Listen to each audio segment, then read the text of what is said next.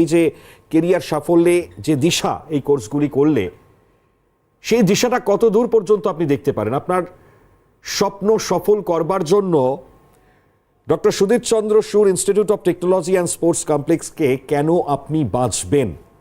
আজকে আমরা গোটা এই অনুষ্ঠানে আলোচনা করব আপনাদের যে সমস্ত প্রশ্ন ইনস্টিটিউটকে নিয়ে রয়েছে এবং ইনস্টিটিউট তারা কিভাবে এগিয়ে যাচ্ছেন, কি মূলত বিষয়ের উপর ভিত্তি করে তারা এত দিন ধরে ছাত্রছাত্রীদের একটা নির্দিষ্ট ভবিষ্যৎ গড়বার কাণ্ডারি হয়ে উঠছেন, সে বিষয় নিয়ে আমরা আলোচনা করব। যারা উপস্থিত রয়েছেন আমি একে একে পরিচয় করাবো। আমাদের সঙ্গে রয়েছেন professor doctor Sharadindu Panda, principal, doctor Sudhir Chandra Sur institute of technology and sports complex থেকে।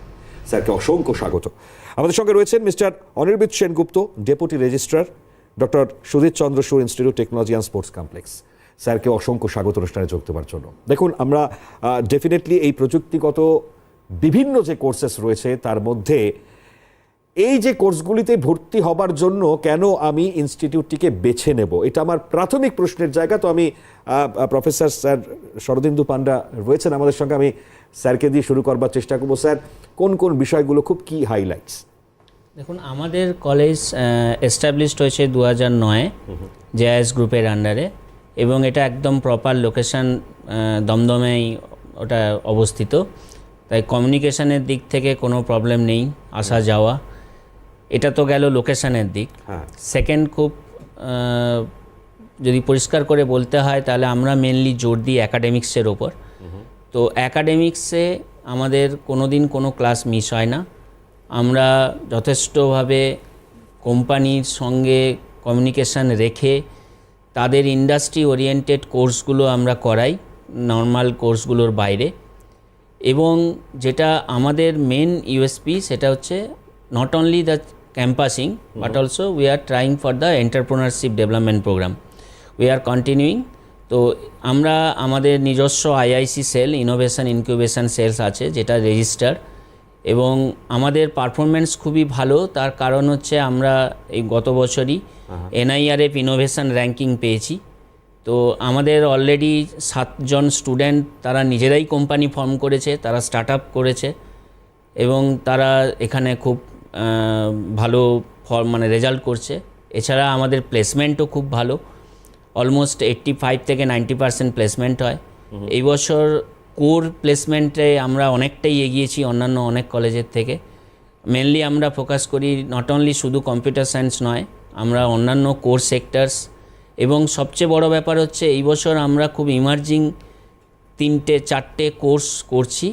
সেটা একটা হচ্ছে আমরা BTech in data science, BTech in cyber security, BTech in electronics and computer science, এবং BBA BCA। এছাড়া আমাদের তো কম্পিউটার সায়েন্স এবং AIML আছে। এছাড়া কোর সেক্টরে ইলেকট্রিক্যাল আছে, মেকানিক্যাল আছে, তাছাড়া অটোমোবাইল আছে। এবং আমরা এখানে মেনলি আমাদের টোটাল এখন যা কোর্স চলে তার মধ্যে 6টা কোর্সের মধ্যে 4টে কোর্স কিন্তু আমাদের NBA অ্যাক্রিডিটেড। তো NBA আমরা পেয়েছি। NBAটা মেনলি সমস্ত কলেজে সমস্ত কোর্স পায় না। তো এটা মেনলি তার কতটা কোয়ালিটি আছে কোর্সের, তার আউটকাম কত ভালো, তার উপর বেস করে ন্যাশনাল বোর্ড অফ অ্যাক্রিডিটেশন তারা অ্যাক্রিডিটেট করে। তো সেখানে আমাদের 6টা কোর্সের মধ্যে 4টে কোর্সই NBA অ্যাক্রিডিটেড এই বছর আমরা পেয়েছি। অর্থাৎ নতুনভাবে যে এগিয়ে যাওয়াটা সেটাও কিন্তু খুব ডেফিনেটলি খুব গুরুত্ব রাখে। এবং আমি শুনেছি যে প্রচণ্ড স্ট্রিক্ট কলেজে পড়াশোনার জায়গাটা। আমি আসছি আরও আলোচনার ক্ষেত্রে। তবে এই 24-25 শিক্ষাবর্ষে ইঞ্জিনিয়ারিং, BBA BCA কোর্সের আরও অনেক কিছু আপডেটেশন আসছে। এই সম্বন্ধীয় নতুন কোর্স চালু হওয়ার প্রস্তাবও থাকছে। তো আমি অনির্বিত স্যারের কাছে এটাও জানবার চেষ্টা করবো যে স্যার কোর্সগুলো কী কী? দেখুন, NBA অ্যাক্রিডিটেড কলেজগুলোতে যেটা হয় সেটা হচ্ছে নতুন কোর্স খোলার সুযোগ পাওয়া যায় বা সিট এনহ্যান্সমেন্টের সুযোগ পাওয়া যায়। সেইখানে দাঁড়িয়ে আমরা যেটা মার্কেট সার্ভে করে বা স্যার যেরকম বললো ইন্ডাস্ট্রি পার্টনারশিপ করে আমরা যেই কোর্সেসগুলো স্টুডেন্টদের জন্যে আজকের দিনে দাঁড়িয়ে স্টুডেন্টদেরকে at part to the company, at part to the global market যেভাবে দাঁড় করানো যায়। কারণ স্টুডেন্টদের for the আপলিফটমেন্ট and the benefit of the student আমরা যে কোর্সগুলো চালু করেছি তার মধ্যে সবচেয়ে প্রধানত হচ্ছে BBA BCA যেটা স্টুডেন্টদেরকে একটা আলাদা দিক খুলে দেয়। এছাড়া হচ্ছে ইঞ্জিনিয়ারিং সেক্টরে আমরা যেরকম স্যার বললেন data science, computer in data science, computer in cyber security, কম্পিউটারে ইলেকট্রনিক্স অ্যান্ড কম্পিউটার সায়েন্স, তার সাথে MTech in structural for civil department, এইগুলোতে আমরা ফোকাস করেছি। এছাড়া যে কোর্সেসগুলো অনগোয়িং ছিল, আশা করি পড়ুয়াদের মধ্যে খুবই প্রচলিত কলেজ, তাদেরকে আলাদা করে আর বলে দিতে হয় না যে কী কোর্সেস চলে।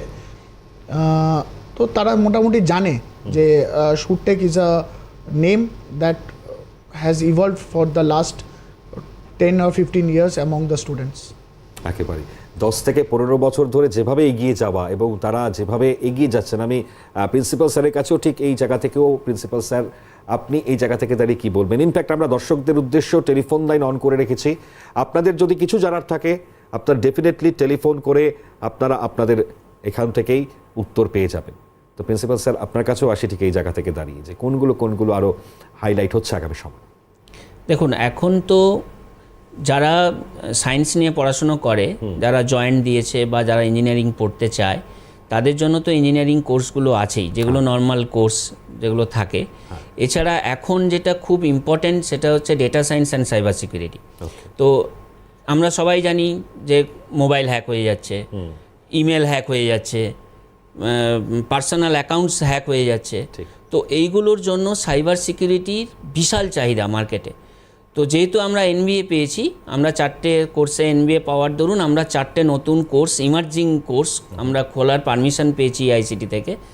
সেটার মধ্যে এই জন্য আমরা ফার্স্টলি যেটা খুলেছি সেটা হচ্ছে ডেটা সায়েন্স এবং সাইবার সিকিউরিটি। তো ডেটা সায়েন্স হচ্ছে এখন আমাদের পুরোটাই ডেটা নির্ভর যুগ। আমরা কোথাও যেতে গেলে আমরা আগে থেকে জেনে নিই, অ্যানালিসিস করে নিই যে কোথায় কি আছে না আছে, তার মানে ডেটা। তো ডেটা সায়েন্স একটা খুব ইম্পর্ট্যান্ট সাবজেক্ট, সেটা আমরা খুলেছি। সেকেন্ডলি হচ্ছে সাইবার সিকিউরিটি, আর একটা এসছে এখন, সেটা হচ্ছে কম্পিউটার এবং ইলেকট্রনিক্স। আমরা আগে পড়তাম ইলেকট্রনিক্স অ্যান্ড কমিউনিকেশান, এখন আমরা জানি যে কোনো জায়গাতেই কম্পিউটার ছাড়া চলে না। তো সেই কারণে আইওটি, কম্পিউটার সায়েন্স, ইলেকট্রনিক্স এগুলোকে একটা পাঞ্চ করে একটা সাবজেক্ট এসছে, যেটা খুব এখন বাজারে খুব চাহিদা, সেটা হচ্ছে ইলেকট্রনিক্স অ্যান্ড কম্পিউটার সায়েন্স। এছাড়া যারা ধরুন একটু কম নাম্বার পেয়েছে বা ইঞ্জিনিয়ারিং পড়ার ইচ্ছে নেই, বা হয়তো ইঞ্জিনিয়ারিংয়ের কস্ট তাদের বেয়ার করার ক্ষমতা নেই, বা ধরুন তারা সায়েন্স নিয়ে পড়েছে কিন্তু হয়তো সেরকমভাবে ম্যাথ বা আদার্স যে ফিজিক্স বলুন, কেমিস্ট্রি বলুন, এগুলোতে এত বিশালভাবে স্ট্রং নয়। তো তাদের জন্য দুটো কোর্স আছে, একটা হচ্ছে বিসিএ আর একটা হচ্ছে বিবিএ। এই বছর এই বিসিএ আর বিবিএটা এআইসিটির আন্ডারে চলে এসছে, এখন আর নন এআইসিটি কোর্স নয়।